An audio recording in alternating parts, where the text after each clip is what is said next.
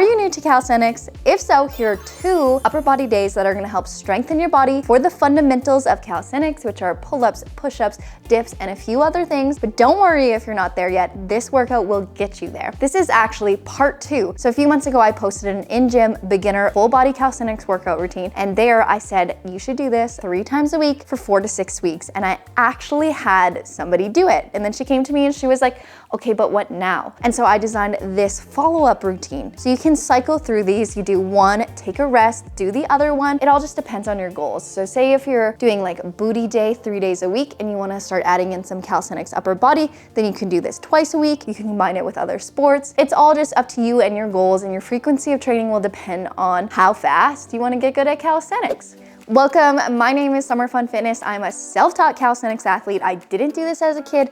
I've never done gymnastics, and I'm on a mission to help other adults get started in mastering their own body weight because, oh my God, is it so fun, and because it would be nice to have some more friends to train with. Currently, I'm the only person I know in my town that trains calisthenics.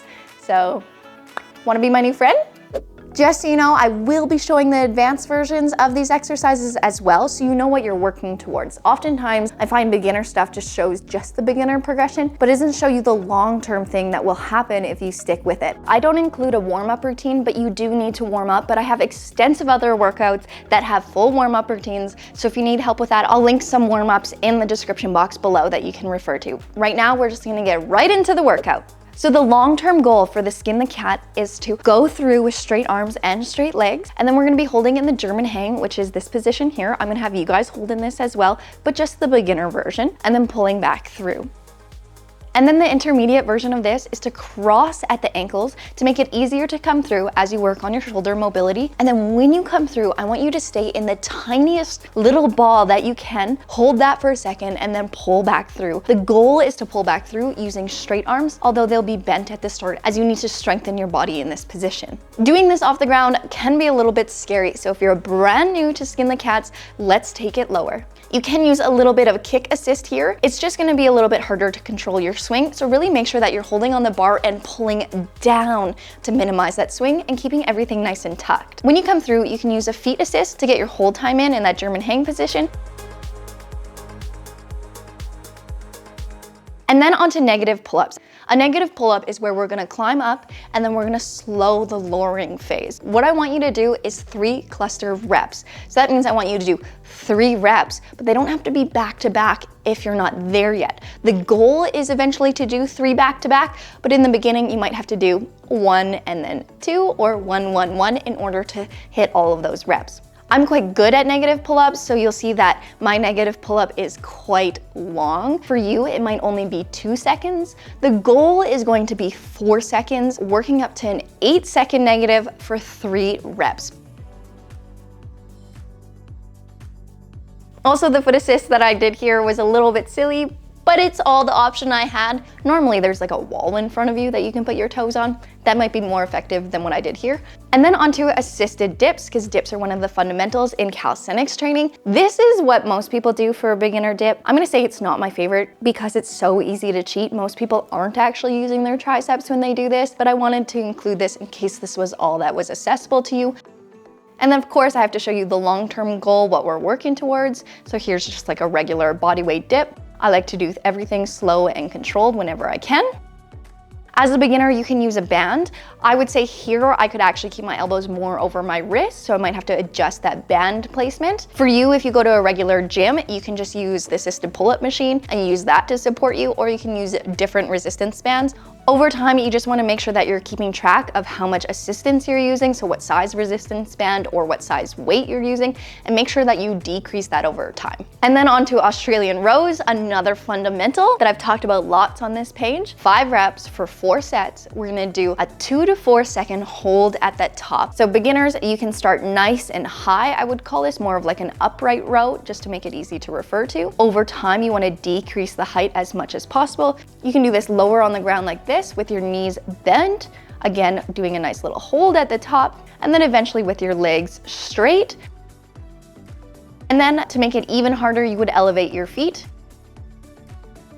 What's up next? We got push-ups. For this day, if you can actually do push-ups on the floor, I'm gonna say that's the best thing to do for today's workout. I actually have incline push-ups specifically programmed for day 2, but I wanted to show this in case this is where you're at. We're gonna be doing 6 reps, 3 sets, 3-second lowers. If you feel like you're cheating your lowers, what you can do is go on Spotify and look up a metronome, a 60 beats per minute metronome, and then it will tick in your ears to count the seconds as you go. And you wanna make sure that you're keeping in a hollow body and not arching like this. This is a no-no. No, this is wrong. Do not do this. Instead, get that nice hollow body position and down. If you need help with hollow bodies, just refer to my hollow body workout routine here. To make it harder, you would get closer and closer to the ground, still maintaining that form, touching your chest on the way down, making sure your head stays in line.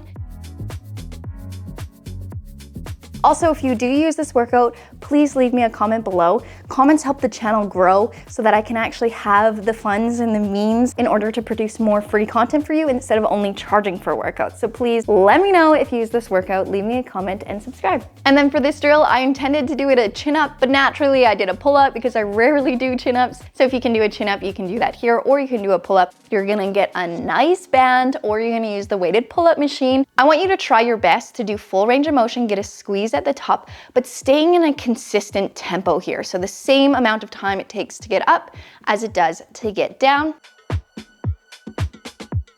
Then onto seated pike leg lifts. Remember to push down through the shoulders. That's where a lot of this space comes from. The farther away your hands are, the easier it is. So if you need to lean back, lean back. I would ideally have your hands next to your knees over time. And then of course, to make it harder, put your hands next to your feet.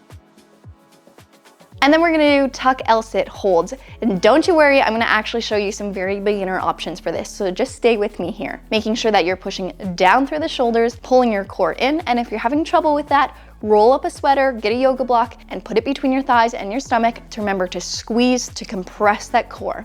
Of course, the hardest version is gonna be doing this on the ground, but that's very advanced, so don't worry that you're not there yet. And then to make it easier, make sure that you're up nice and high, and you can do that tuck there. You can also just have your legs extended if you feel like the tuck isn't possible for you. Okay, and then we're on to day 2, starting with skin the cats again, making sure that we're getting that nice hold in that bottom position, in that German hang position, and then getting into our workout. Today, we're specifically gonna be doing incline tricep push-ups. If you did incline on day 1, that's no problem. I would just say maybe make this one up a little bit higher. We are going to be doing a tricep base push-ups. You wanna keep your hands nice and close. We're gonna be doing 10 reps, slow down, quick up, working some explosive power here. And then we got a little bit of skill work. We're gonna be working on our crow pose. Eventually the crane pose. Again, crane is super advanced, but I wanna show you why you're doing the crow pose, where it's gonna advance to one day. Don't do it up high like how I did it here. It's just that I'm at a park, so I didn't have like a nice flat ground to do it on, and the wood chips hurt the hands. Ideally, you would have already done my in-gym beginner calisthenics workout routine where I broke down exactly how to do a crow. The difference between a crow and a crane is having your arms bent versus having your arms straight. Straightening your arms in a crane pose is quite difficult, but it's just something we're gonna work on slowly over time, potentially over multiple years. It depends on your dedication level and your current skill in bodyweight training. What I want you to do is work up to 10-second holds 7 times. So at the beginning, you might only be doing 4-second holds or 5-second holds. That is fine. That just means week 1, you're just doing 5 seconds holds, and eventually you're gonna be doing 10 seconds. It will just take quite a bit of time to get good at this, but that's what I want you working towards.